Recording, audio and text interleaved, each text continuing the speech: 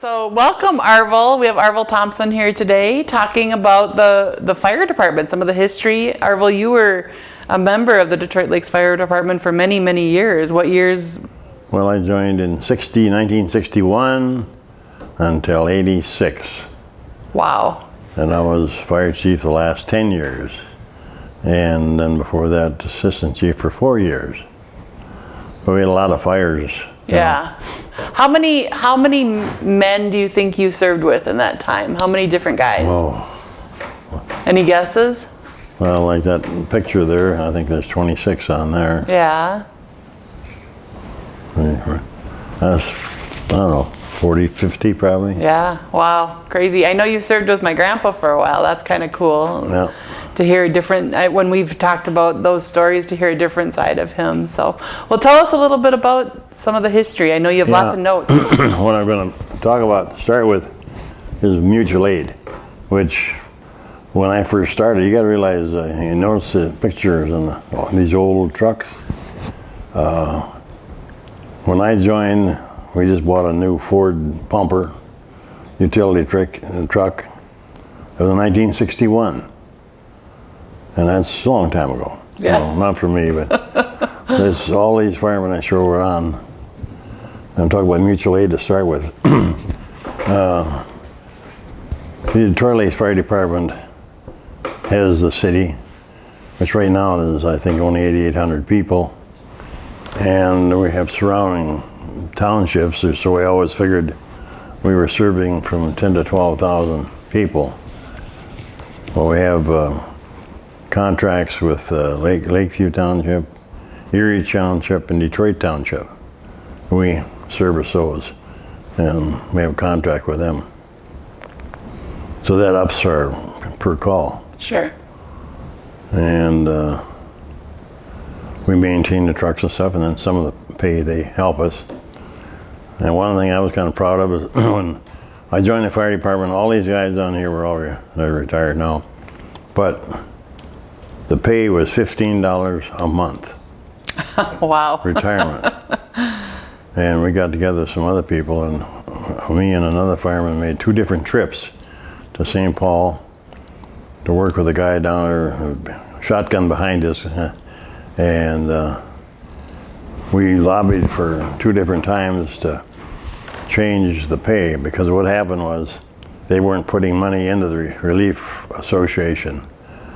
And what happened was the state had it set up that anybody that has fire insurance for the city and the 3 townships, we would get a percentage of that. I think it's 10%. And that would accumulate, and end of the year you apply for that, and they would send us that money. Well, now that's accumulated quite a lot. Sure. So, and what we did was lobby to have that insurance money go to the Relief Association, because many fire departments around here didn't have retirement or relief association. And our relief association was funded, started a long time before that, but $15 a month was our old firemen. They'd come once, that meeting, first meeting of the month, they'd get their $15 check. Then afterwards they played cards in the back room. But that was their night out. Then gradually things went up, and it started to go up, increase each year. And now it's getting to be quite substantial retirement, but important to have that. I don't know when it'll stop, but I don't cover that. I don't even know what the payout is, but it's pretty good. But they get quite a lot of money now from the state. Can you figure all the insurance, and 10% goes right to the fire departments of that area, or whoever services that area.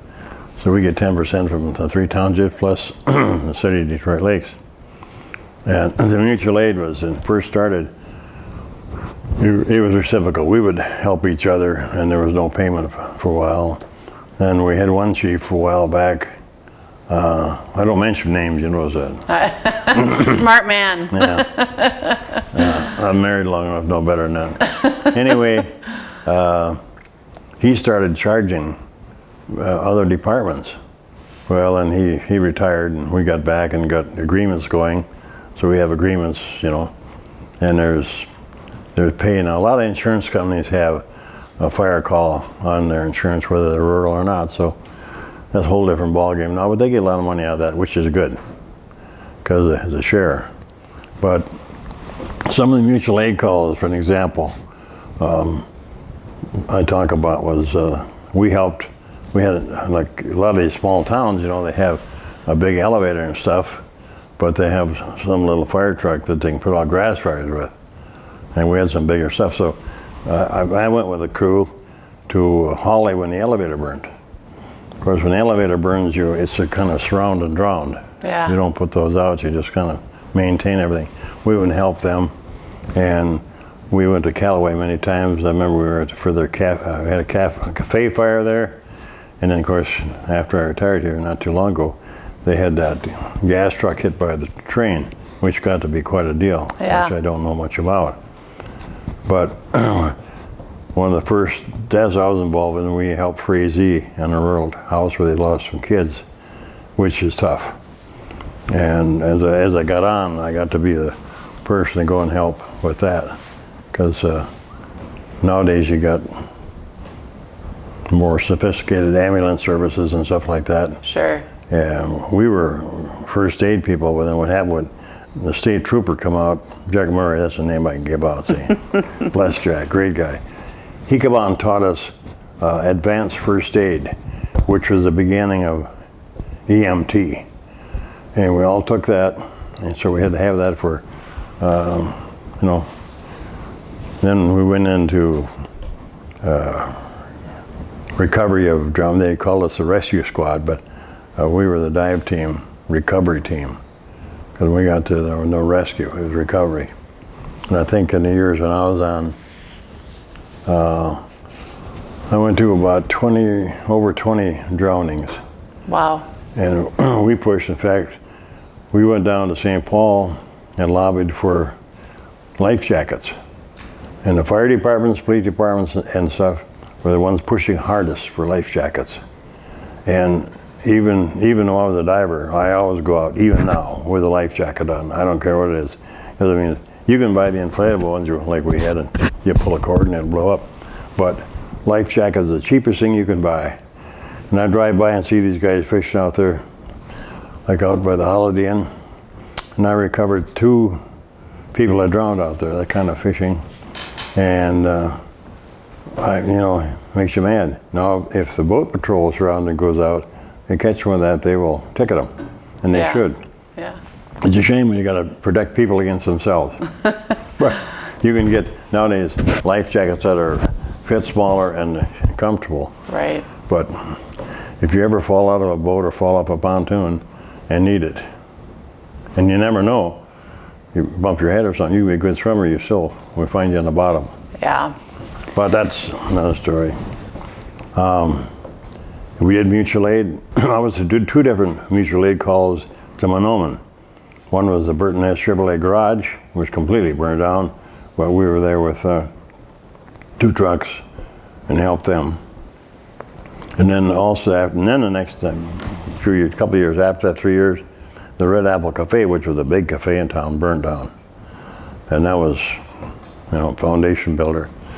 And the guy that owned that, he rebuilt it to a nicer, and which is that the Red Apple's still there.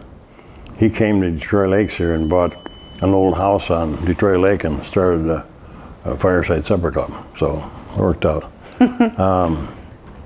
One of the big fires we helped Morehead with was they had a big department store there, Waterman's, and the owner torched it. And it also took out the Silver Moon Cafe and Bar, which was very popular. And we were up there and helped them mop up. But he was caught and sent away for a while. And then we also had twice, I went to 2 different elevator fires at Perham. The kind of funny part about that was we were across the, if you know where the elevator in Perham is, we were across the tracks. And we had to get permission from the railroad to dig a little channel under the track so we could get our hose in. Yeah. We were pumping with a 2.5-inch line. And the funniest story about that was, it was 2 or 3 years later, we went back to the elevator that had been rebuilt, burnt. The hole was still there. Nobody filled it in. But we've helped a lot in Frazee and Audubon, Lake Park, I think, Benelman. We were to Moorhead once, so we do out. Is there a fire in any of those communities that really stands out because it was so big, or because there was... The Waterman fire, and the Waterman's department store covered, that and the Silver Moon covered over half a block. And I mean, it was gutted pretty bad. But it was all tear down, you know. I'm trying to think of some other, one, DNR, you know, kind of funny. We used to call it the DNR a lot because they'd have controlled burns. And I don't know why it was, but it didn't have the equipment and know-how, but we used to respond to a lot of grass fires that got out of control. Now they actually do some of those, but they hire people to burn them. No. They had a fire that we went to help with up 34 North on some refuge land, and it was a swamp fire. And they went in there, and we couldn't put it out. It was so big as it was a peat fire. The fire burned and got to be peat. So what they did was they went out and they pulled these. They had a lot of guys out here. They were building a bunch of digging wells for the big potato farms around here, and they went out and didn't confiscate. They said, "Come with us." So they had to follow them. They dug great big 6-inch wells all around that thing. And then they got a great big pump run by a tractor, PTO, and they pumped 24 hours a day till they pumped enough water into that swamp that it flooded. We had a fire one time at the east side of Highland Lake, and way down on the end is kind of a hunting area and a point, and the guy went and there was a little shack there, a bachelor lived there, and we got called to that fire. Well, when we got there, the cabin was gone, but we couldn't put out the fire. You know, it was peat, and we did the best we can, and then we got around it and let it burn. And about 2 weeks later, the lake had burnt back far enough that the lake flooded. So we made a little duck pond. Let's see. Oh, then one time we had mutual aid to Ponsford. Now it's out of our area. Ponsford had a contract with Park Rapids, but we were called by the guy at the school because you had the Indian school, and then you had the township, and you had a city, so they were all fighting who was going to put this house fire out. Well, it was smoldering in the attic. And so our mayor called, so he said, "You better clear with Park Rapids, see if you'll go." I called Park Rapids chief, I knew real well, and he says, "Well, we won't go out there because they owe us 3 fire calls and haven't paid us." So I called Ken Freeman back, and I said, "Well, you go and see what you can do." And we actually, after this we got there 2.5 hours after the call came in, and we saved the house. What it was, they had this paper insulation in the attic, and it was smoldering, so a lot of smoke. So we had a fireman get up there, a smaller fireman get up there, and he handed out cleaned all the insulation, and the small house was saved, which was strange. But and then we had a lot of our training when they started doing some contracting in town, building new homes. We'd go out and we'd set it all up, and we would burn the houses down for training. And a lot of time we'd have a state instructor come in, sometimes 2 or 3, and they get air pack, good training. And we'd light a fire in them, and the guys would go and put them out, just having. After we did that 3 or 4 times, then we'd burn it down. Well, then how do I put this? Pollution control came along. Oh, for pollution control. Oh, lovely guys. Anyway, what happened was they finally told us, well, you can't burn these houses for practice anymore. Too much pollution. So then we met with them later and said, well, what can we do? Well, if it has any asbestos or tar shingles, that you got to remove that. Has any kind of siding that isn't wooden, you can remove that and they burn out. It finally got so difficult that we'd hire somebody to go out and unroof the house and do all that stuff, and just got to be a pain. So Yeah. we stopped doing that. And then they have a lot of training in fire schools, regional fire schools. But that's a little part of that. I'll get away from that now. But we helped everybody else, and a lot of people helped us. For example, when we all talk about the home school fire, we had Thompson, there was about 10 or 12 departments, because that was a big fire. Yeah. That was another one where you surround and drowned. Couldn't put that out. But anyway, I'll start with the fires in DL. One of the first ones is the Black Lake Fire, the gas station, which is now, I think, right north, on north of Washington Avenue. There used to be 4 stations there, and this was the station in the corner. And it was, after this fire, it was an arson, put it out. They sold out, and Don Wirtz had a cafe there. Now I think it's a chiropractor's office, remodeled. Okay. That wasn't really a big one, but it was, Then we got a fire call to Erickson Skell Gas, which is just about where the newspaper office was, downtown. Mm-hmm. And Chuck Erickson owned that, and they had an office there, and he had LP gas, delivery tanks, and all that stuff.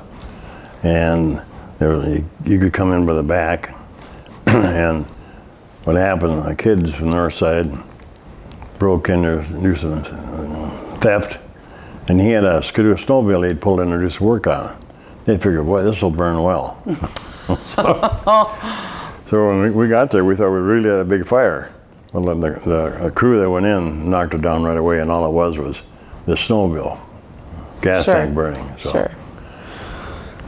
But that's one of them nuisance calls. Then down the road a little ways, there was Gordy's Cafe. Don Wirtz bought that, and in the basement, he had a furniture refinishing where he had these tanks where he'd had this solution, he'd put a chair and stuff in. Like a well, dipping him and his tank? buddies would sit around and have coffee and all with VS, and Leitris was running the station. They'd taken over the cafe upstairs, and he had his cleaning thing, and he would clean all the paint off and clean them real good, and people would pick them up and paint them. Refinishing deal. Well, what happened was, they had some old couches and chairs down there. And if you knew Don Wirtz, he was a character. Anyway, the couch caught fire. They were eating, coming down. We went in the back way and we threw everything out. It wasn't a major loss of the building, but after the fire, I was doing the work. Right I said, Donnie, get us done, we got to fill out this form. And we're filling it out, and I said, well, here, how'd this start? And Don's like this, he said, would you believe a match? I said, yeah, I would. Well, they set this, and we found the ashtray. It was sitting like this, and they tipped down between the seats and caught fire. And we go from there to the Colonial Hotel fire, which there was a death on that, because part of that was right next to the tracks where now the highway goes through. Mm-hmm. See, Detroit Lakes, when I was a kid, I helped my dad on the ice, and he had delivery trucks delivered ice. There was no refrigeration, so they had one guy that delivered ice just on Washington Avenue to the lake, and 25-pound cakes. Well, all them burnt down, whole thing was burnt. And the Colonial, they had over top, they had apartments. A fellow passed away there. That was before my time, so. Then we go from there to the Bennell's Cafe. Remember Bennell's? I don't know if I remember. Where was it located? Well, right across from, be a second, let's see, it was West Furniture in the corner, then it was F.W. Woolworth, then it was Bennell's. Right across from Bug Hardware. Okay. Now it's a mall. Anyway, we got a call there, and that was an accidental fire, and they were real busy. They had the The front part was all, he sold guns and he had big counters where they had sold a lot of cigars. They had humidifier, big ones. Then they had booths back there. And then they had a pool hall upstairs, the half of the building, and then downstairs the bowling alley. Wow. And I think they had, I want to say they had three lanes down there, I think. I used to set pins there when I was in high school. We got 15 cents a line. Well, anyway, I was living at Anna Legion Road. I got the call, and when I come up Washington Avenue, I could see the top part of the building, the stack exhaust. The fire was shooting straight out of that. So I figured, well, this looks like a lost cause. What had happened was, you had a big cafe in the back, and they served a lot of people, and real good food. And the guy that came in the morning, 6 o'clock, so what they would do, they'd drain the grease, let it drain night before, and they'd dump it out. And then the guy came in 6 in the morning, they had this hard grease, I don't know what to call it. They would put it in this fryer, and he'd turn it on, leave it on for a few seconds, shut it off. Well, the guy that I knew wasn't, he was a good guy, but he wasn't the sharpest cat in town. He put a whole bunch of that stuff over the deal and turned around and walked up and was getting the till ready. Oh, jeez. What happened was he forgot to go and shut it off, and that ignited. Now, they had an ANSEL system, which is a fire prevention system over the deal, and that had gone off only a month before that.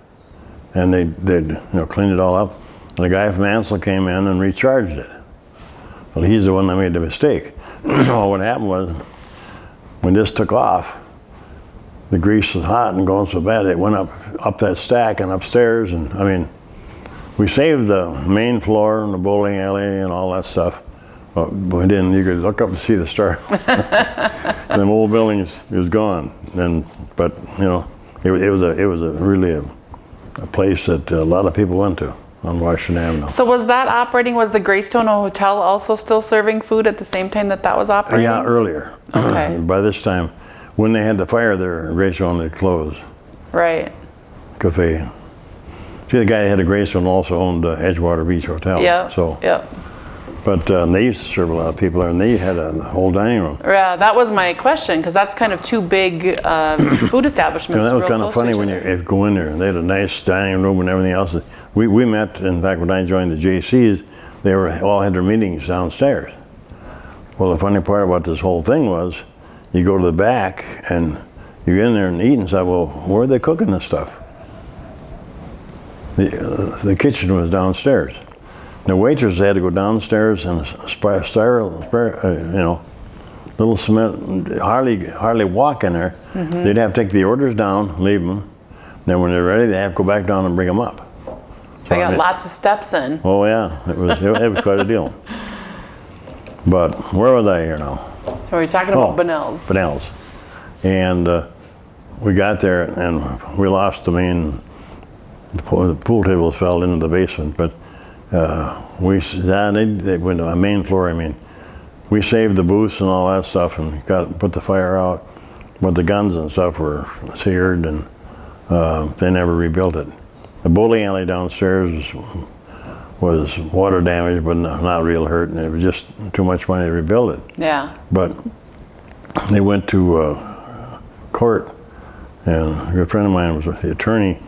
He come and asked me what I thought about that, and I said, well, the guy says the ANSEL system discharged on, didn't put it all out. And I said, they must have put it in wrong, because I went in and confiscated the entire ANSEL system. And the ANSEL system was, if you had a fire, this lead thing would break, and all these cables would let loose. Shut the gas off, it'd shut off, turn on a dry chemical extinguisher. Well, I thought it kind of funny when it was all done. I seen the big pile of garbage behind the counter, and the big tank was laying there, and all this powder was around it. Mm-hmm. Well, you can tell it discharged after the fire. So I reported that it malfunctioned. Well, then they got a big court case about that, and ANSEL wasn't going to pay, and they had $1 million attorney out of the cities come in, and our local guy here talked to me, and I said, well, I'll just testify to what it was. I've got the system. And what happened was, when the guy came to put the new tank in, he asked the people, he said, well, how could you, because it shuts, when that goes off, a cable shuts the gas off, everything. He said, how'd you get that gas on? He said, I just turned it. Well, the cable was hooked, he looks at it. And what happened when he put the other tank in, there was a junction box where all these cables come in, and when he took it apart, the cable was over top of one, like this. So Swanee was pulling on, I'm not supposed to mention names, darn it. You don't know him anyway, he's long gone. Anyway, he went over and pulled the control. And he kept pulling and pulling and pulling it. He pulled it so darn hard, he broke the cable. That's what clinched it. Yeah. So that's what happened. And anyway, Ansel's insurance company had to pay him off for the whole, the people that owned the building and the hotel and everything were a group of attorneys, so they all got their money, you see. But we went to court about it, and I showed this guy. And what I did was, I took all the materials, put it on 2 sheets of plywood, mounted them just the way they were, and hid them in my garage. And over a matter of a year, they had 5 different people come and want to look at this system. And I'd let them look, but I wouldn't let them touch. Well, they won the case anyway, but they were the case for the Ansel system. If it would have worked that time, the Vanels is still, well, been gone now, but still would have been here. That's one of them things that happened. And then we get to the Lindrud fire, which was an arson. I was coming back from Duluth at the time when I'd hit. And I got here, it was burning real good. But the Lindrud fire was an arson. We proved that. And when the fire was all over, it used to be Schaefer's in the corner, then it was Diamonds, it used to be Amer's, Diamonds, then it used to be CB Goss, 5 and Dime, and then Lindrud's. But Lindrud brought out CB Goss, so he had both buildings, big buildings, and downstairs the cement wall went through. Well, the 2 guys that broke in the back and torched this place, they lived in an apartment complex over by the sheriff's office. And the sheriff's office figured when they found all the stuff over there, caught the one guy, because I found the other guy in the basement and he didn't get out. But what caused it, them not getting out, was they'd cut a hole to walk between the 2 basements. Well, they came in the back, came over and lit the fire in here, took all the stuff out. They had the mom apartment over here where they went. They had buckets full of quarters, and they had all kinds of stuff from the hardware store. I think it was they were hired, but they wouldn't go after that. But anyway, when the fire was all out, and the one part all collapsed into the basement, and the other end, we saved the main floor, mostly, kind of collapsed. So it was full, we had to pump it out. So we sent all the guys back to the fire hall, and I left one guy there to pump it out. And when we got down, it had collapsed this way, so it was like a V-shaped deal. A building in the middle goes, you go in, with fire underneath. So I went down underneath. I wouldn't let the guys go in and check to make sure it was safe for them to be in there. So I was walking along the thing, and the mannequins were along the wall. I had to push them out of the way, and this one mannequin I grabbed was soft. That's where I found this guy under the water. And was he gone? Did he die in the fire? Yeah. But he didn't get burned at all because he was buried in the water. But what he did was they got mixed up, and he was back where I found him, because the highway patrolman spotted this fire right away, and he was standing on top of the deal, and the stairs come down, and if he came up to the stairs, he couldn't go out because the patrolman was standing there, by that time policeman. Well, he must have went back to try to find to get out. There's no way to get out, so he was trapped back there. But that's one of those things. But this, his dad owned a lumber company or something in War Road, and these 2 guys were going to school, and they were late teens, early 20s. And of course, the other guy had to go to the calaboose. Let's see, where were we now? Oh, we'll start with the Norby's fires. A little history on that. People notice that they was, all them buildings were all built out of wood. They had huge beams in the basement. And I delivered freight, so I was acquainted with all that. Well, when Arville's had the first fire, which was an arson, it wasn't really bad, but it was bad enough. And what saved it was the sprinkler system. And the history about that was, one time Jim Norby, who had taken over from his dad, and he called me up, so I went over and met with him. And he was a very good businessman, very professional. And he said, I've got something here, I want you to, what do you think about sprinkler system? He said, my whole building is all built out of big timbers downstairs, big wood. And they've been remodeled 2 or 3 times.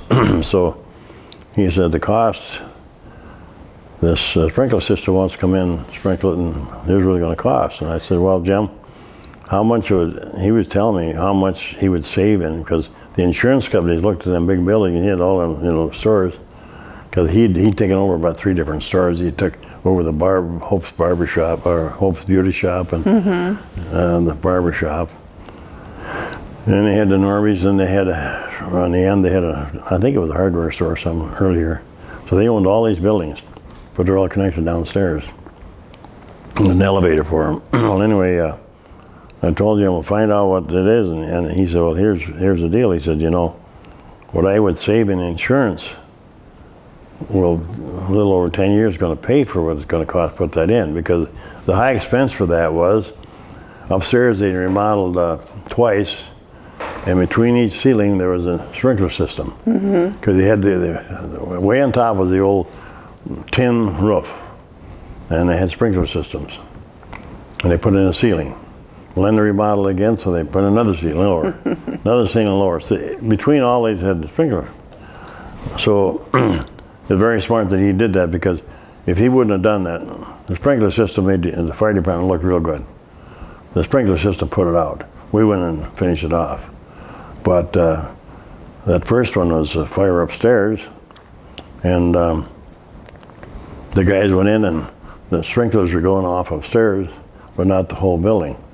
Well, they got up the stairs and line, and here they found a little fire had been built. There's a clothes rack with all women's clothes up there, and somebody started a fire right there. Well, the funny part of it was, they come down and says, here, we found this leather glove up there. It's new. Where's the other one? That's what one old fireman says. He says, well, Chief, if you find out who's got the other one, you got who was upstairs. So that's kind of... About anyway. what year was that? I knew you were going to ask that stuff. I was going to tell you, all this stuff, I don't have the years. I'm going to go back and, get years on this. But anyway, come downstairs, and there was a back where trucks up to unload freight. And they did a lot of smoke damage in there, and a little bit of water damage, not much, but it was all covered. Well, I'm standing there and talking to the cop, Gundy name, came, and he said, what caused it? Well, he said, we've got this glove, and we find out it's brand new. Gundy says, don't turn around now. Why? Because the guy that's got the other glove is looking out that window upstairs across the street in an apartment house. Okay. Well, this handicapped kid was in, I suppose he was 15, 16. His mother worked there, and she got fired for theft. So the kid took it out on Norby's. Well, Gundy says, give me that glove. So he got to the car and drove around the block, and the stairs went upstairs. The light lunch was downstairs, the alley going right behind the bank. Well, they take it all over now, tore it all down. But there was a beauty shop down below, and then the stairs going upstairs. And he knocked at the door, and the woman come in, you want to see Bobby. And he got him out there, and Gunny says, you seen this glove? Oh, that's the glove I lost today. I wonder where I lost it. He says, over where you started the fire.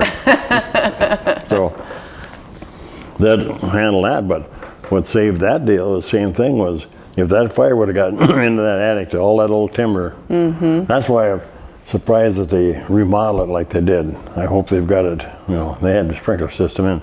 But Jim Norby, by putting that sprinkler system in, was what saved that whole part of the block. I mean, that was a big piece. If he wouldn't have done that, that would have been gone. That we couldn't have stopped that. We wouldn't have had enough water and not enough, you know. Sure. So, and then the second fire, that was a little different. I had a call with the fire normals again. I thought, what in the world's going on? Well, this highway trooper happened to come into town for coffee, and he seen this big flare up and looked, and he seen a guy run across in front of the windows. What this guy did, he broke in the back. They're gonna steal some stuff. In the back, he come up the back door, there was a glass door. He spun around the back and threw his lights on, so the guy couldn't come out. The front doors were locked. Anyway, the guy hit him in the front corner. Well, what he'd done, he had a gallon of Coleman gas fuel, lighter fuel. And down right before you go up the stairs of the office, there was a place where they had bolts of cloths. You see them stand on end. And they were all polyester, burned good. He dumped this on top of that whole thing and lit it. And as he lit it, the patrolman went by and he saw him. Well, when we came right away, the sprinklers were going off, and it was you know, we hooked up to that too. But the sprinklers were taking so much water from the water main. The water main on Washington Avenue wasn't big enough to handle that big fire and the trucks. Because I sent one of the guys over to hook the big pumper up, the next block up, and he come back and he said the most pressure he could get on the gauge was 10 pounds. And that sprinkler system was taking all that water. Yeah, I think there was about 35 heads open. That's a lot of water. And they were pouring a lot of water in there, but it saved it. So we went in there. On the way in there, I said, well, the patrolman says, there were 3 cops back there. He says, well, we'll wait here while you go in. Because there was a lot of smoke in there, and there's a little bit of fire on the thing. So 2 guys went in, and I went in. One of the deputies came behind me. Well, he happened to carry a .45 mag with him. We got, it's not really funny, but as we got in there, you couldn't hardly see, and this one older fireman was on the lead. He went in and started spraying out this leftover fire. All of a sudden we heard, halt, halt, bang. He shot at this guy come out, started running to the back door, and he shot at him twice to try to hit his legs and missed him. Well, there was another deputy standing in the back door with a 12-gauge shotgun. He stopped that far from the end of the barrel. And the patrolman of Standback, the highway patrolman, good thing he was there. He had this other guy was just shaking. But, so, I mean, he was caught. He went away for a while. But that was a major, major fire because, I mean, it totally destroyed it. When you have all them sprinkler heads, because the fire got so hot so fast, it kicked off all them sprinklers. So they went in there, of course, they had to came and got it, and insurance covered everything. But if Jim Norby would not have put that sprinkler system in, that store would not have been there. The whole thing, probably that end of the block would have been all gone. Sure. So that's another little history. And I told you about the bowling alley fire. Well, then one time I was gone, the bowling alley in the other corner burnt, and upstairs is the Oddfellows Club, which is still there. The Becks owned the building, but it burnt the bowling alley and stuff, so that they went out of business. Then another fire we had one day, it was kind of cold, and we got a call to Big 5 Co-op gas station. That'd be about where the post office is. And their delivery truck, they had backed up in the backyard, and he was filling a fuel tank in the basement for the furnace. Well, he was in BSing with the guy inside, forgot about the hose, and it didn't kick off.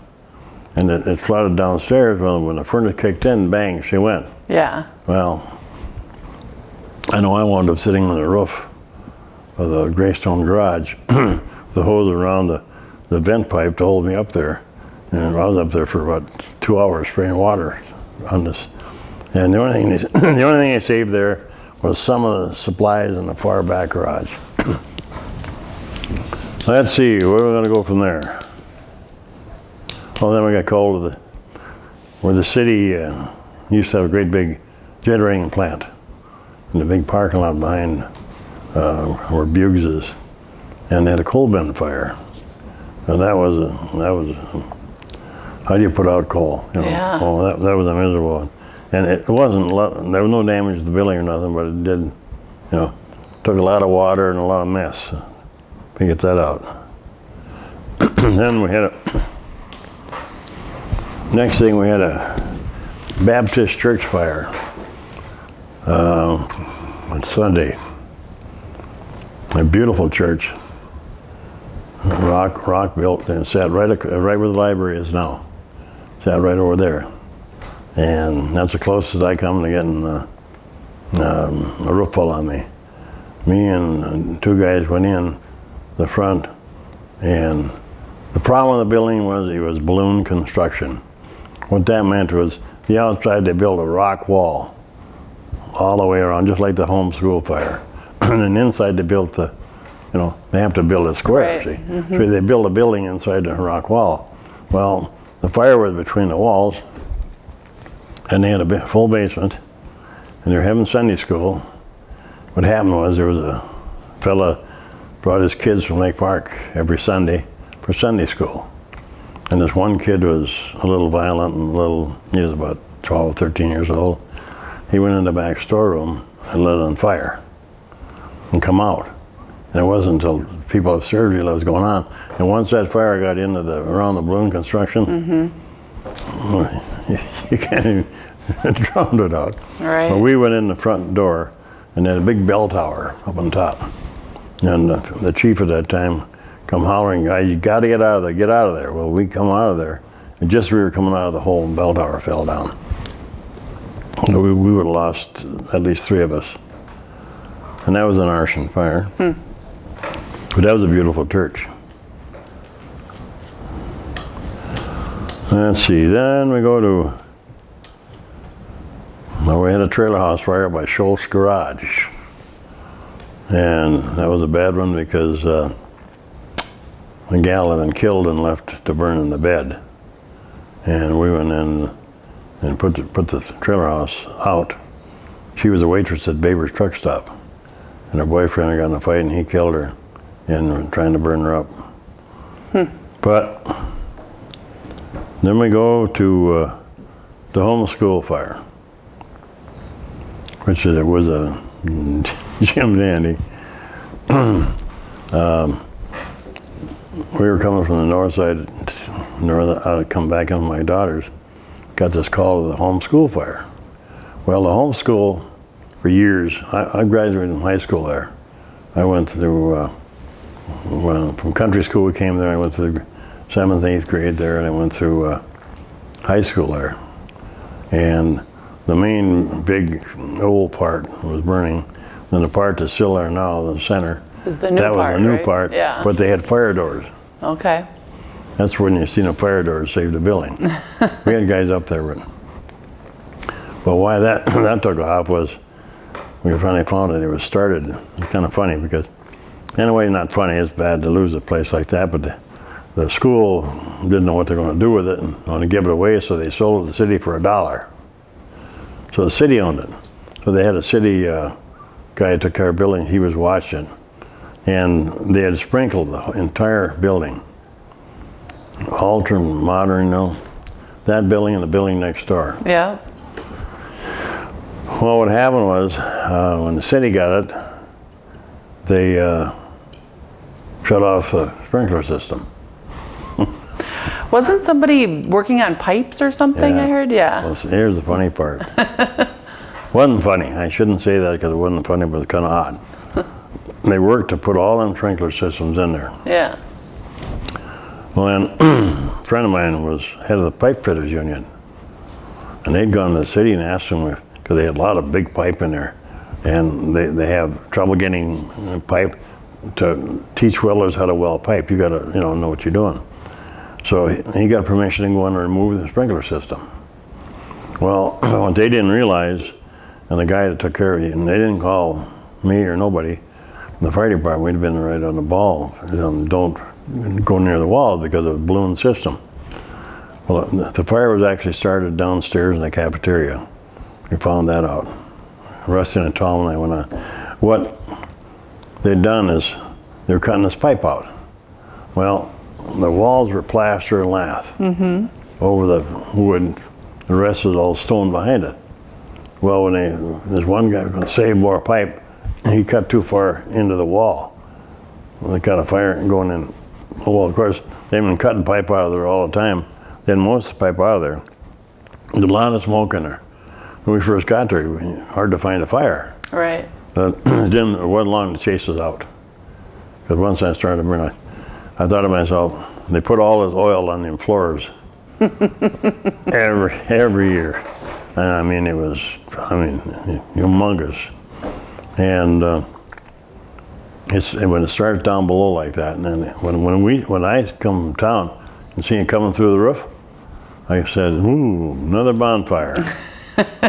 There's nothing we had a lot of departments in there. In fact, for a town this size, and the population is less than 10,000, when they built it, it was about 7,500.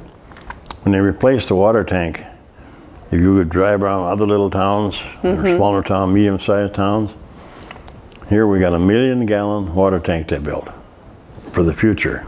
Good thing they did, because anytime we had a big fire, usually the Greg Sherman was good. He was there because he came to talk to me. He said, how long you got to be going to be pumping that heavy? And because we had pumpers all over pumping in and putting us out. We'd start it back down. By that time, we'd use 1.5 million gallons of water. Wow. And he says, the high lift, he said, I kicked all the high lift pumps in. He says, we're losing on it. He said, the water tank right now is 33% left in it.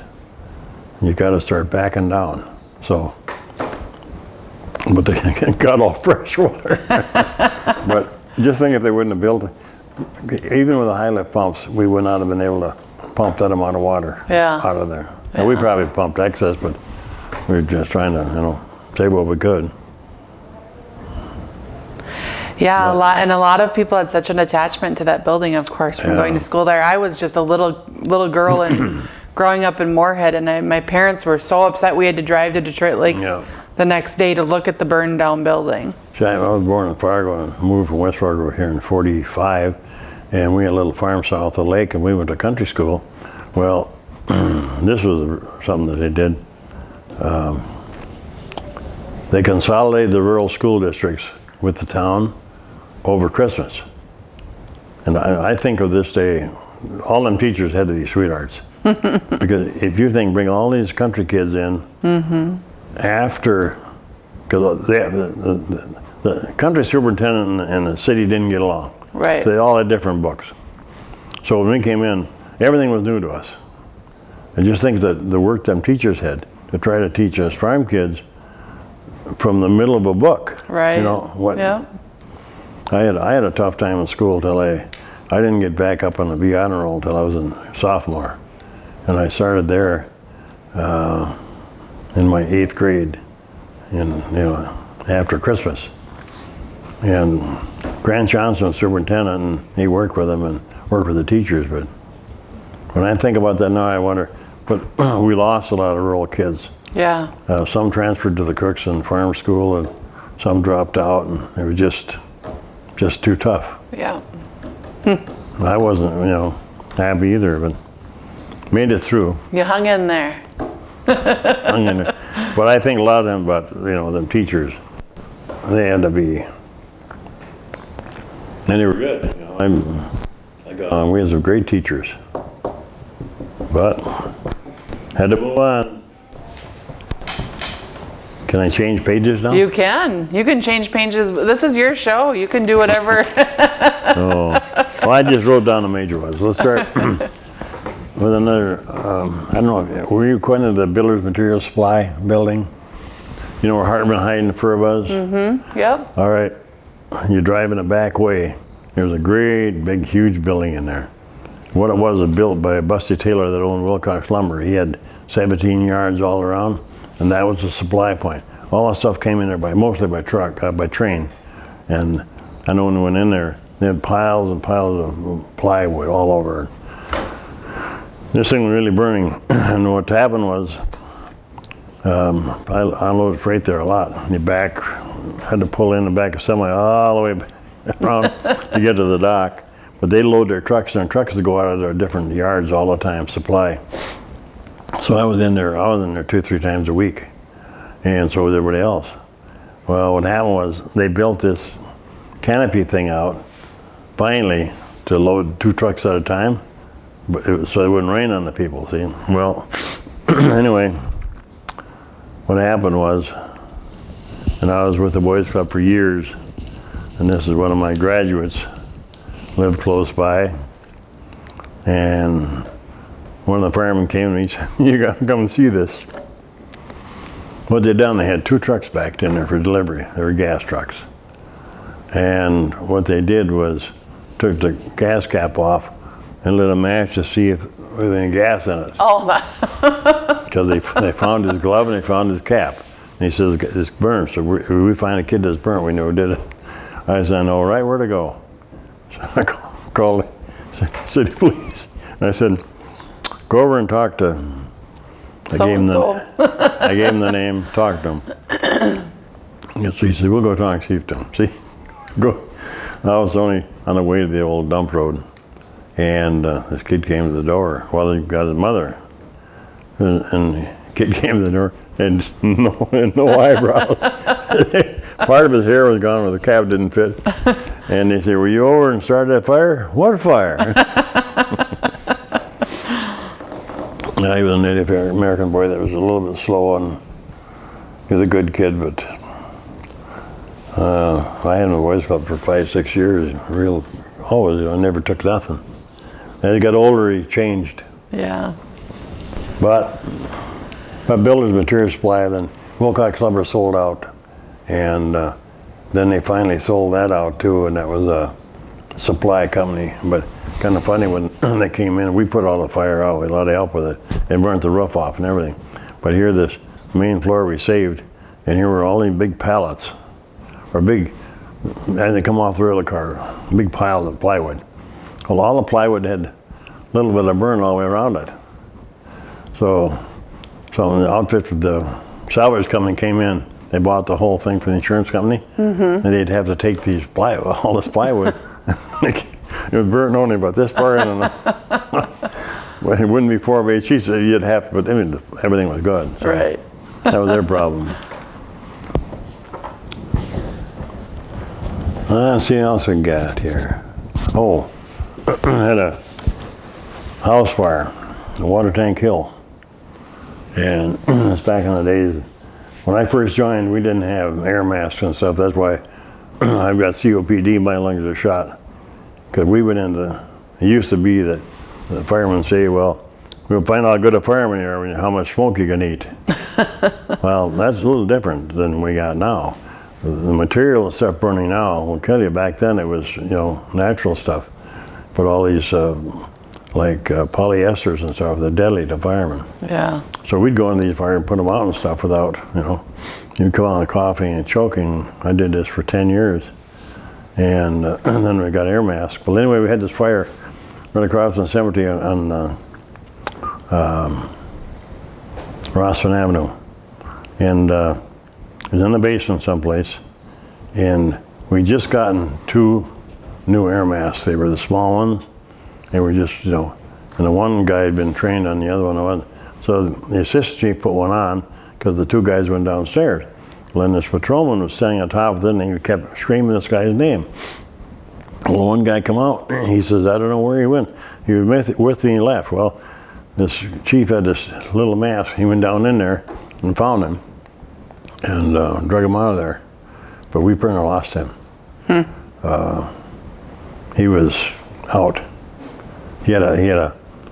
We had 2 masks called Chemox masks, the old, like World War I, and they fit on, had a pack in there, and they worked fine. But they do not work below grade with it. You got to have oxygen available, or and he got down there breathing, and then she plugged. Yeah. Well, he couldn't get out of there, went the wrong way, and the guy found him in the water. But he was okay? Well, yeah, he was out then, but we drug him out. But he had some after effects for quite a while, and he'd do things that were strange. But he, I know when they got him to the hospital, they had 4 firemen sit with him, and he'd come on that bitch, just a little guy. He took 4 and no. It isn't really funny, but he survived, but that was scary. Yeah. And after that, they found money and bought us updated Scott air packs, and now everybody has one. And for many years, we only had them 2 Chemox, but they were fine. But don't go, all right for grass fire, but don't go and below, where no oxygen is. Right. That was a scary one. Then we had a fire out by the airport. Got a call. We got out there, a semi and gas transport was in the ditch, tipped over, and gas was squirting out the breather hole on top. So we called, this guy that was hurt called, he brought trucks over and started pumping the gas out. What happened was, this guy, gas transport fellow, come over the hill, and local contractor guy had 2 guys out seal coating. And he had this pickup with tanks of tar on. He came out by the airport, pulled on the highway. Well, this tanker guy fell asleep at the wheel. Oh my. So he hit this, he didn't wake up till he hit this pickup. The guys were lucky. They went down through the trees, and I asked this guy, what happened to your mirrors? Mirrors? Hell, he said, I'm glad I'm alive. But what happened was, it spun that truck down, and he had them tanks in the back. The good thing they were there, held them down. But when he started swerving, they come falling off. The tanker tipped over and didn't ignite. And we just bought a 50-gallon drum of wet water. It's actually Dawn dish soap. And with that, what you do is an adapter, and it foams out, and it has foam. That's what we use for foam. We completely foamed down that truck until I got the gas pumped out of it. So, but we're lucky it didn't ignite. Of course, then the pollution control showed up. Oh. And I cleaned up that mess, get the truck out of there, and then we had to clean up. A friend of mine had a big loader. We had to haul the gas. The guy says the gas will go down to the water line. Well, it didn't.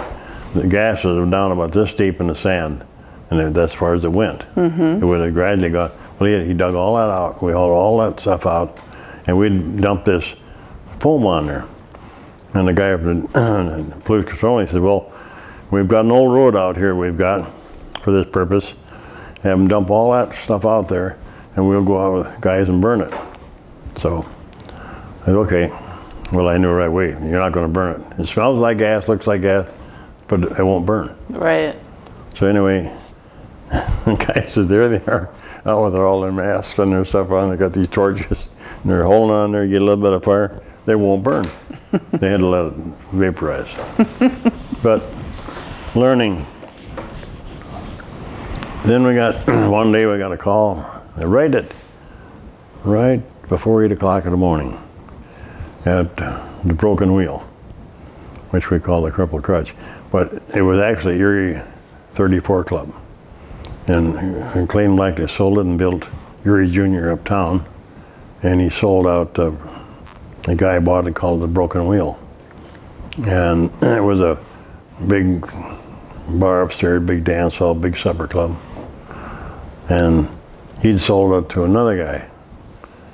Well, that was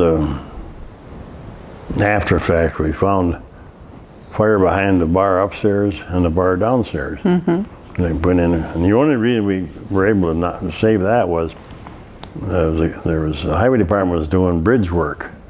They had a great big 7,000-gallon tank truck. And this guy that run it, he said, hey, he said, heard this fireman going on. He said, hey, you need water. I got 7,000 gallons. So he came right out with it. Nunched everything. Well, this guy, when he'd done, he figured, well, if I don't light a fire, light it where the booze is. That'll burn. Well, it lit, but we were able to get in there and put enough water on it and saved it. The roof fell on the dance hall. But it was bad enough burnt. I mean, you know, it was water damage and stuff, so they just, insurance paid off on it, and the guy went to jail. Huh. The guy that had bought it from the guys that owned it, this guy's father-in-law owned it. Well, he was smart enough to maintain insurance on it. Cost a lot to maintain, even though, you know, so he was able to get money out of it. Otherwise, he'd have been sunk. Yeah. Another incident with people do dumb things. On Richwood Road, we had a massive fire from the old Spotlight Club all the way toward town. Big grass fire. And what happened, the guys were out there putting it out.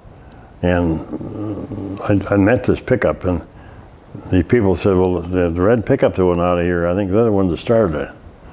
Well, we caught them, all that stuff, but what happened was this older fireman had 2 young bucks with him, went in on this big tall stuff to knock it down, see? And a lot of times on grass fire, big fire, they have you'll have a backlash, you know, backfire. Sure. What happened when they're in there, we got a burn over. And everybody hollered. And this guy heard him hollering, and he had the guy lay down in the swamp, and he held the hose above, and the fire went on over. But if that wouldn't have happened, them 2 guys in the pickup, they'd still be in jail, because they would have had. Wow. I know them both too. Happy family people now, but they do stupid things when they're teenagers. People make poor decisions sometimes. Yeah. Oh, then one night we had a terrible lightning storm. Lightning strike, and we got a fire call out around 30, well, it'd be, I don't know, it wasn't 25, it's something else. Guy lived out there. He's the guy that owned the Broken Whale. Anyway, he built a new home there. And what happened was, we got there, they're outside, and smoke's coming out. And the lightning, lightning had struck, hit the antenna.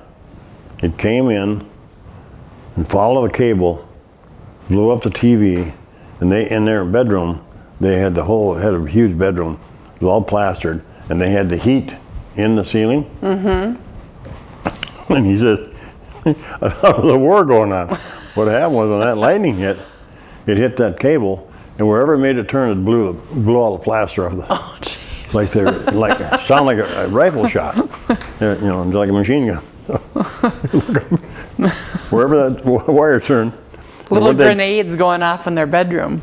Yeah, I mean, and he said it was scary. I mean, it was a mess. And we had a guy go in the attic and hear that cable. They put it in and laid it across the just laid it out. Cable guy, they don't, you know. And it crossed a couple of power cables. That's a stupid thing to happen now. Oh yeah, I got done with that one. Next one we had fire at Abbey Lake, which was, we were very fortunate because there was a stable fire, a garage. And as I came with my pickup over the hill going down toward Abbey Lake, it blew. I mean, an explosion.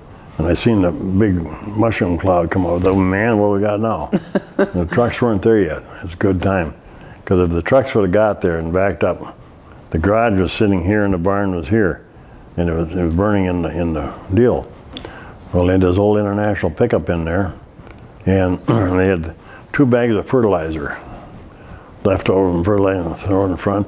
They'd run the pickup in until the tire would touch the bag. You know, well, they didn't realize there was dynamite there, that fertilizer, you know? Yeah. It got soiled and built oil on it.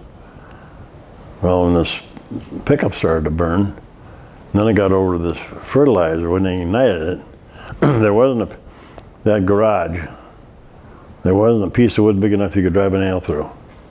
You picked that great big pickup up, threw it through the wall and wrapped it around a tree. The only thing left of the garage was halfway to the house, had a sliding door. The whole sliding door was laying there. Otherwise, and when we got there was just smoldering. It blew itself out. But if we'd have been backing up there, we'd have lost some in. Yeah. Wow. You never know. Not long after that, we had a call on the other side of Abbey Lake, a trailer house fire. So we go to that, and as we get there, a young guy standing out on the deal, and he said, well, there's 2 people in there. Well, there was no, and I knew the guy that was going with this gal. Mm-hmm. And he was actually working at the stable that blew up. Well, after he started putting it all out, they started airing it out. We got the back bedroom door open, and this gal was laying 4 feet from the deal. She wasn't dressed or nothing, but they'd been in bed. They'd been out and drinking, and she was killed right there.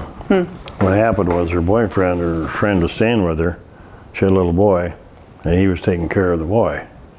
Well, she had to bring a friend home. He had to sleep on the couch. Well, he torched it when they were back there. So it's all these screwy things. Then we had a situation on Lake Melissa. Elderly couple. The guy retired teacher. He used to teach at the Holy Rosary. He taught my kids. So we go out there, you get the call, and I'm close with my pickup, and I get about 2 blocks from the place, and there's a guy screaming in the middle of the road. He said, you better not go there. He said, there's a guy with a shotgun over there. He's shooting at the house and all this stuff. The kid, he was a middle-aged guy that was handicapped. Mm-hmm. Well, so I called Mac. We got to the place, and he doesn't torch his folks' house. Well, I see him stand behind a tree. The barrel was sticking out. And we stopped the trucks. And I said, we got problems. Well, a couple of deputies, older deputies, came from the sheriff's office. When they came in with the lights, he kind of started to sneak through the woods. And they hollered at him. He stopped dead. Well, I walked over there and he handed me the shotgun. And by the time we got back to the house, of course, his folks were just devastated. It was minor damage to the house, but it was just one of those things that could have been bad. Right.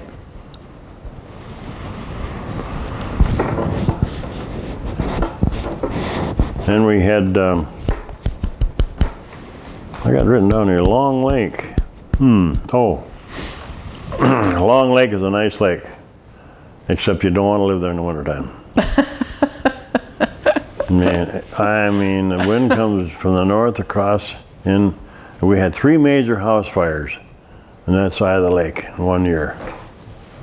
I mean, the one time we got down there at the snowbank, the one house, they had to come blast the road open, and we got in there, it was 21 below wind chill. Yeah. And they got to pick up out on the lake, pumping water up to the truck. And we knocked out what we could, and that was it. And then by the time it plowed us all out. We had to deal with a city that, they had a guy that lived close to the street department garage, a plow operator. And if we ever had a call out in this area, they would call him. Mm-hmm. Because you'd have to, our 4-wheel drive got through, but we had to wait for him to plow the road.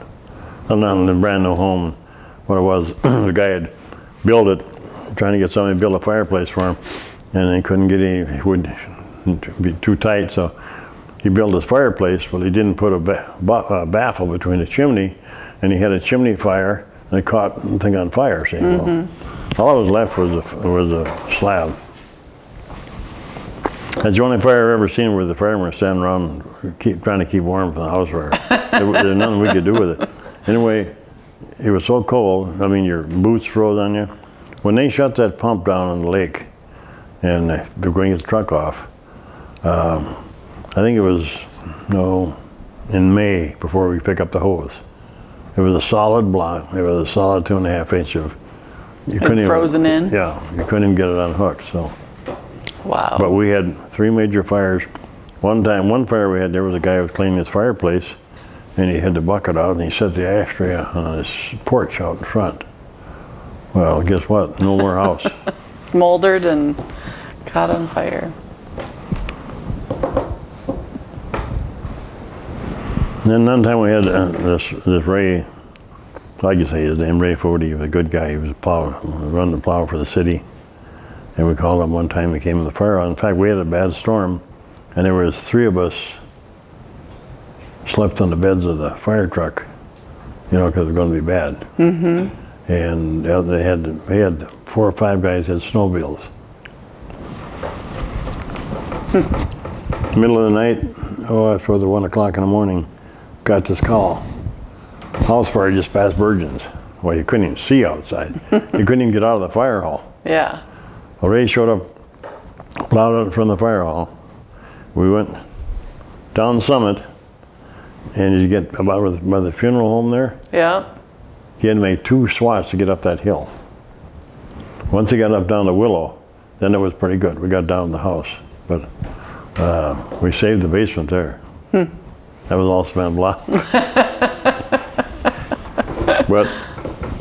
And that was caused by smoking.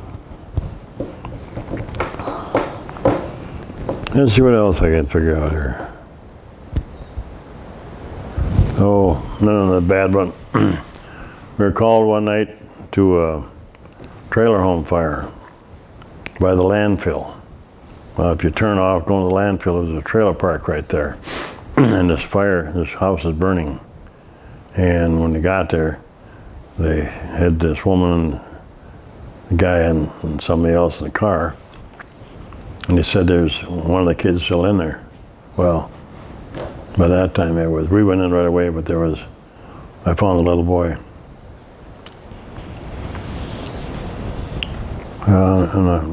By the door in the kitchen. He was only 2 years old.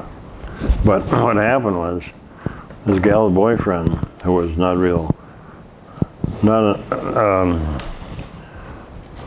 what do you say, metal giant, He had trouble with his car, and so his battery was freezing up, so he took the battery out.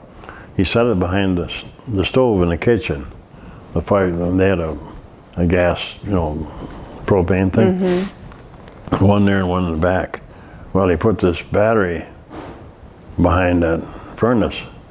Well, what happened was that when they start warming up, the battery gives off vapors, and it ignited, blew up, and the kids were sitting on the couch watching TV, and the boyfriend heard back in the bedroom. What happened was, when that blew, they ran back to the bedroom and got him up. Well, this guy, when he come out, he seen the fire coming down the hall on the ceiling, so he opened the back door. Oh, jeez. Well, the little kid was out front, and he kept going. And it just went, it blew, Yeah. like that. That was one of them bad deals. And we had a death there. Then we had not long that year. It wasn't a very good year that year for us. At a mink farm out there, had a shed on fire. And burned it all down, and just happened to have the state fire marshal school in town. They come out, they were putting this out, we're hauling water, trying to save this stuff. And the guy said, and you won't find out what caused that. So they left. Well, after we got down there looking through the whole thing, and I'd gone through a lot of fire training on arson and crap. In fact, 2 of the guys that were there I'd had classes with. Well, I'd seen this propane in this room where all the help have their lunch. The propane thing was over there. So we got all done, I went over there and picked the tank up, and the regulator was on it yet, and the tank was open, wide open, but empty. Mm-hmm. And the hose was, gone. Well, then we found the hose and the nozzle on the other side. So I got this guy and I said, want to tell me what happened on the tank? Damn thing. Stove wasn't very good. I got mad at it, so I picked it up and threw it. Well, he broke the hose and bang, guess what? No mink farm left. Yeah, wow. But that could have been bad too. So you've talked about a little bit about lives that were lost in fires, and what process, I mean, that must be a pretty devastating thing to have to go through. Well, not everybody can do it. You know, Yeah. I got used to going in and retrieving these, but a lot of people join the fire and can't do that, you know. But somebody has to do it, just like we had bad auto accidents, bad fires, and somebody has to remove the victims. Yeah. And I usually help them with that, because a lot of them couldn't handle that. But it's got to be done, just like we did on drownings. I had guys that dove with me that wouldn't pick up a body. I said, what good are you out here if you don't want to find them? What you're doing is that person's not going to hurt you. Yeah. You're doing a service to the family. Right. You're removing it, but that's part of it. Just like ambulance operators deal, you got to be a certain type of person to handle that. And that would bother me, but I would look at it this way: we're doing this for somebody else. Yeah. How about firemen? Did you have any firemen that were lost in the years that you were serving? No, we come close. I was one of them when that steeple came down. Mm-hmm. If we'd have been in there 30 seconds longer, the three of us would never got out of there.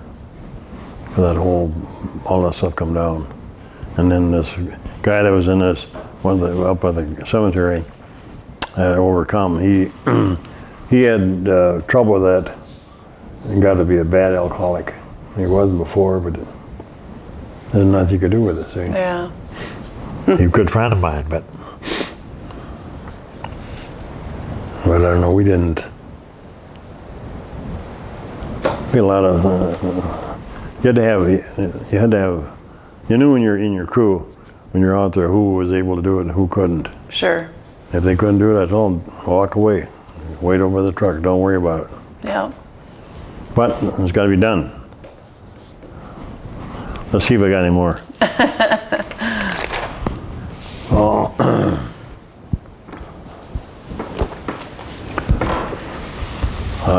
Snappy. First started up, the building is still there. When you go past Foster Cycle, up to Sioux Tracks, that big brick building that's there. Well, it started out just the front part with a small thing in the back. In fact, some of the guys that worked in there out of high school have just retired from Snappy now. And then they built onto it, and the back of it was Tri-State Heating. They made all the Snappy fittings up front, and then they distributed and they ship out the back. And I had to be there every day by about 5:15 to pick up what they had, what I got, and we had stuff coming in. And that caught fire, and they put it out, but they saved, well, there's where you get a new roof, you know. And it was a block building, but everything burned out. But Snappy by that time had another plant down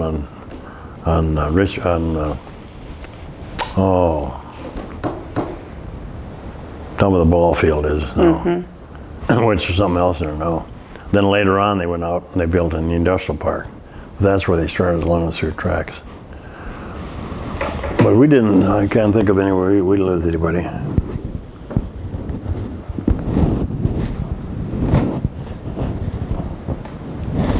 We had 2 deaths in a house.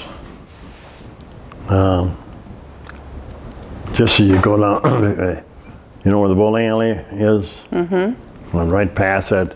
When you first come to them houses on the left, there was a little cabin there. We got called to a fire there, and me and another guy went in right away, and there were 2 deaths. One was a young star athlete for Frazee Wrestling, and a girlfriend, and her boyfriend, when they were in the house, he dumped gas all over the porch and everything else, so they couldn't get out. Wow. So we found them in there and removed them. And that was tragic, because terrible. We had another accident on 59 South. just about by this disposal plant there. A young kid from Detroit Lakes was running a bowling alley in Pelican. And the only thing we can figure out when he came home, it was late, like 2 in the morning, and the dynamic truck was taking a load out.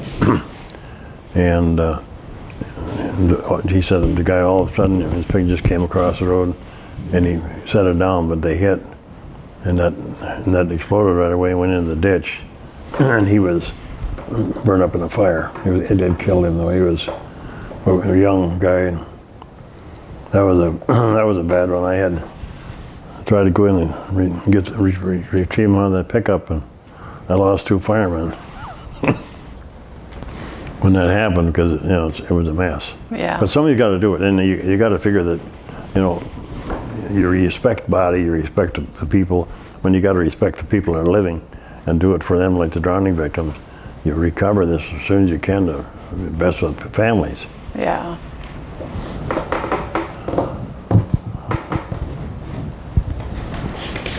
Well, I don't know what else I got to say.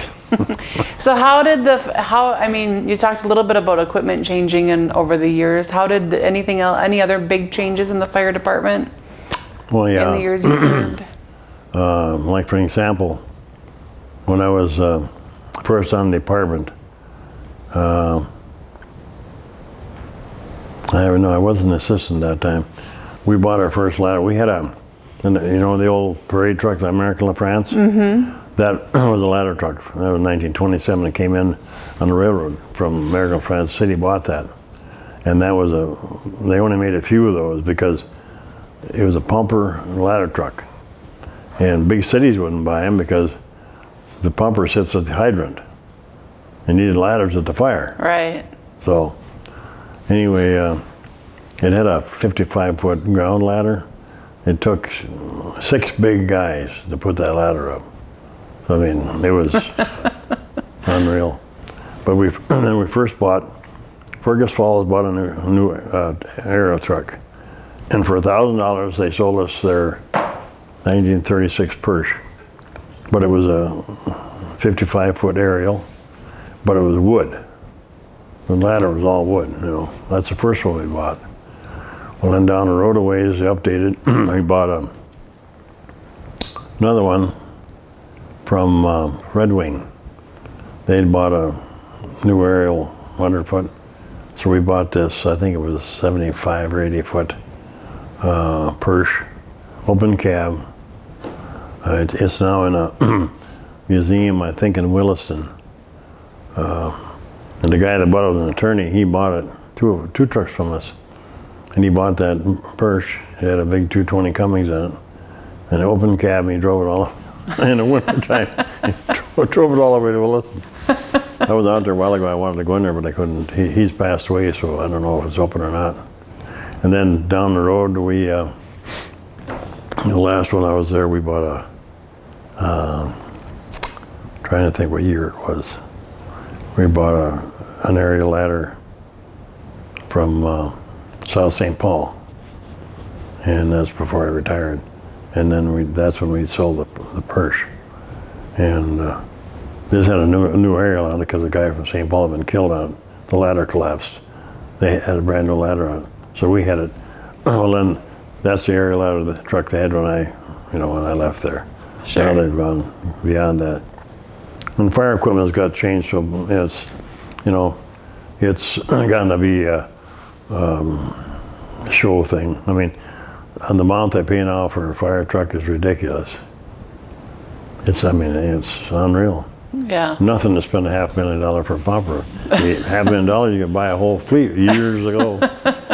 Well, I think we can say that in many areas of our world now. Yeah. Look at cars. My first car I bought was $15. Yeah. I bought a Model T coupe from Art Olson Junkyard. Drove it to school 2 years. Yeah. Sold it for $125. Thought I had a good deal. That was a good deal if you got 2 years out of it and $110 Back when I was in high school, profit. you could buy all the Model A's you wanted for $50. Crazy. So firefighters. Yeah, I was going to say, but the fire hall. Take a think about this now. when I joined and stuff, we had our fire hall. Originally was the entire city hall. Yep. Downstairs in apartments. That's right, kitty corner from the parking lot, or you know, where the mall is. Yeah. Kitty corner, that building that sits there now. Yeah. Office buildings. Well, just think that we had in that building, we had the back used to be a jail. Now they had a stairway going up for years. Now all this stuff now you can see where they boarded it in. See, the upstairs used to be the council meeting, city hall. Well, then when they went down over the other place, then it got to be for the fire hall. Well, we tore the jail out because when we got there, when we backed the American France in, we had to back it. They had a stairway going upstairs, and by tearing out the jail, which only had room for 2 guys, people, we were able to put planking in and back it in around, get it back, and the ladders would just go over the floor of the jail, and it would just go in there far enough so we'd get it underneath that stairway. And then straight ahead, we had a 48 Chevrolet that was the first truck out, and then there was a tanker behind that, and then on the right side there was that new 61 Ford. Yeah. That went in there, and behind that we had the old 36 truck. See, all of them were in that station. It's like a game of Tetris. Everything had to be in just perfect. And then the fire chief at that time lived in the basement, the apartment down there. That was Frank Palm. But he was retired, I think, from the railroad, and he was fire chief quite a while. But things have changed from that time until now, you know. Yeah. Yeah. You tell people about it, you know. Well, it's changed too, all over. Yeah. Yeah. Well, what I was going to ask you is that firefighters seem to be, from an outsider looking in, a pretty tight-knit group, and you get put in some pretty stressful situations. Yeah. What would you say to somebody today wanting to go into that area? I'd encourage them. I'd talk to them and find out. But it takes, to be a good fireman takes a certain type of person. Not everybody can be a fireman. Yeah. Because there's things you get involved in that you're not able to handle. And you got to be dedicated to it. And, well, like you look at that picture there now, I was very close to all those guys as a fireman. But we didn't, we get together for picnics and stuff like that, but we weren't, some of them we knew real well, some of them we didn't. Yeah, you didn't socialize a lot. Yeah, and a job to do. But it always, like that group was always pretty close to it, got along. And they had to respect the rank, as it went. Yeah. Order, and do your part. And the biggest thing is, we had a few people that didn't make it, we had to move them on. Because when time comes, you've got to be able to do, and you've got to be wanting to go to schools and the training. And I went to many schools. Yeah. The years I was there. And when you get into the chief's end of it, a lot of the stuff you got to do too, that people don't realize. Sure. Well, thank you for sharing a little bit of Detroit Lakes firefighting history with us. I always enjoy. That was back when I retired. Like I see now, like the trucks and stuff like that now. I mean, the guys wouldn't even fight a fire with the trucks we had. Yeah. And when the big one that made a parade truck, like the American France pumper, Hardy Schooler there was a old guy on before. From the time they bought it, and Hardy Schooler ran he was captain of the pump. When I got involved, then I was on that truck, and I was a pump operator for the last fire that was at. Before they retired it. Yeah. And that's the thing about it. I was a pump operator on American France. They look at that and say, "Well, how old are you?" It came out as a 750 midship pump. And the old guys bragging about how much water it pumped because they got that great big engine and all that stuff. But when they had it, you have to certify. When they last certified that truck, it was supposed to be 750 gallons a minute. It barely made 600 gallons a minute. Yeah, time for it to retire. Yeah. Now another thing about nowadays, and they tell people like rural. you take your trucks out and help, but don't hook up to a lake or a river. Yeah. Because if you hook up and pump out a lake or river or something like that, then they can make you recertify that truck. Because Okay. if you take debris in there on these brass pumps and stuff, it can knock down what it is. And that's for the insurance reason. And fire it is too. I mean, you could pump and they say, well, there's nothing wrong with that pump. True. But they have to be certified by the insurance. Sure. Sure. So you got to be careful. So and the equipment is expensive, but the one thing I like about how they push, last schools we went to, they push hard on physical fitness and, be careful and don't try to be a hero and all that stuff. You do things in a group. You do as you go into a fire with a team. You got 2 guys on the hose. You got 1 or 2 backups.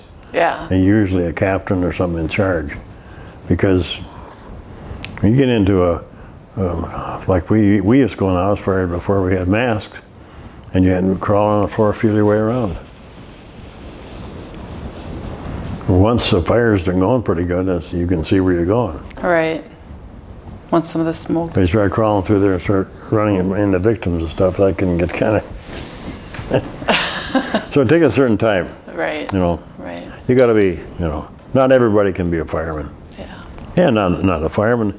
And I shouldn't say that, because firefighters, I know the first woman they put on the fire that I had, it didn't pan out. But now there are a lot of good female firefighters. That's Sure. why we call them firefighters now.